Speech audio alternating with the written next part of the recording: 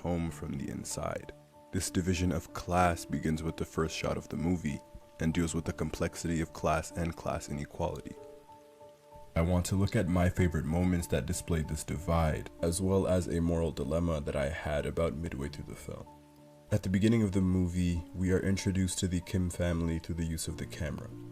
The shot begins above ground and slowly pans downward into the semi-basement home of the family.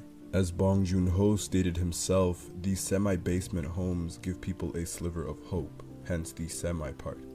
But the separation between ground and basement centers them in reality. The Kim home is small and compact. One could say it even feels claustrophobic. When the children are trying to get the Wi-Fi, they climb up on top of a toilet to find the best reception. Everything is close together. When they drink together, it is in a tight space and the table is cluttered with things. When they are folding pizza boxes, there is not much space to move around. By its design, it is meant to show the kind of life they live. Though what they lack in possession and in space, they make up in loyalty and in the spirit of family. The idea that pushes this movie forward. Place this image in contrast with the house of the Park family. Their home is incredibly spacious. Even the distance between the houses show their divide. When Ki-woo goes for his interview, the Park family is literally above the Kims. A lovely shot of these stairs illustrate the distance between the two homes. This is the disparity between the rich and the poor. As Ki-woo gets his sister Ki-jung a job as an art tutor, followed by his mother Chung-suk and his father Ki-taek as housekeeper and driver, seems to indicate the solidarity within the Kims. Through their struggles, they are a true family.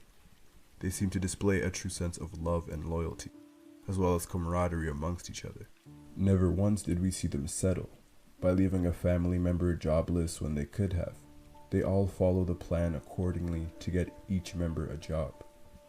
An important scene that illustrates their bond is their drink in the Park family's home. Before that, let's go back to the early scenes of the movie. In their home, because of the size, they are forced to drink together and close to each other. However, even in the Park family home, with such space, look how close together they are. When they drink together, all on one couch, one next to the other. Their home might feel claustrophobic to us, but to them it is normal. This is family. The way they play together, drink together, it's love. When Mr. Kim asks Mr. Park if he loves his wife, there is always a sense of reluctance and hesitance before he answers. I get the feeling that if Mr. Kim was asked that same question, he wouldn't hesitate. When I watched this movie, I was rooting for the Kim family's infiltration.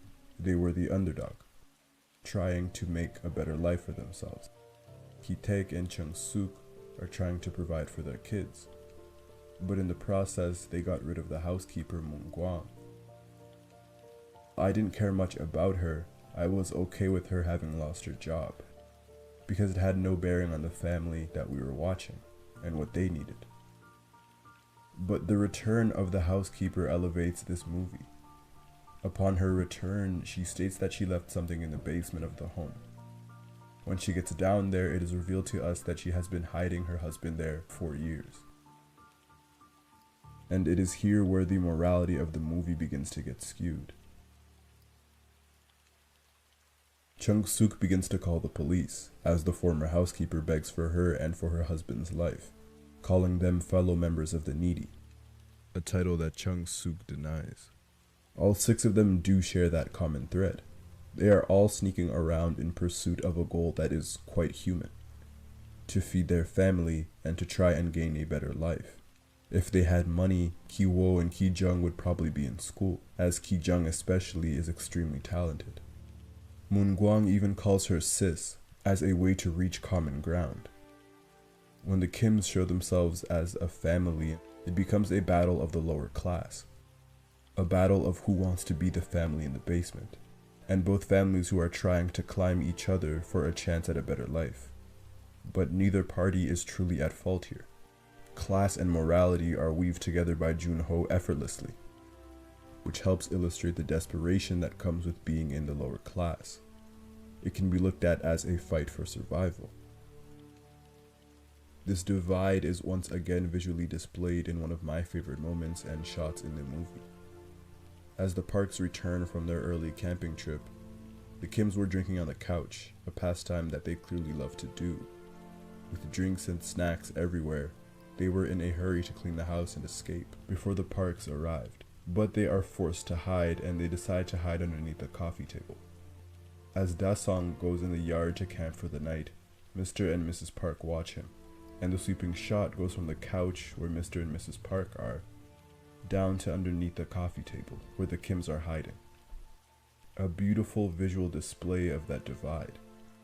As the scene continues, Mr. and Mrs. Park begin to make love on the couch, and I found this moment very indicative of the type of people the Parks are.